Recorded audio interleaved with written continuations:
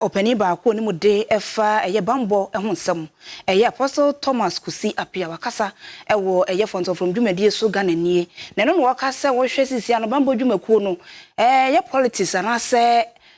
omanyosem no atumi aforoforo so pa nti wona wo pepa so peso wo wura mu no tumi di dwuma de bo my Ghana no yentumi ehunu wo mu ye secret no intimi nya stronger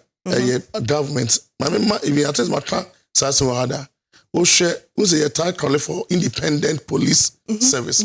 police any independent because mo regulator no mo in charge of Ghana police that's police commission any part 10 and no da no across your say out of that 10 no take a decision and police no e mu says amani chusu omo tell you and meantime some more represent aban no the interest of the government and any part 10 year meeting na mu says e kasa we majority ye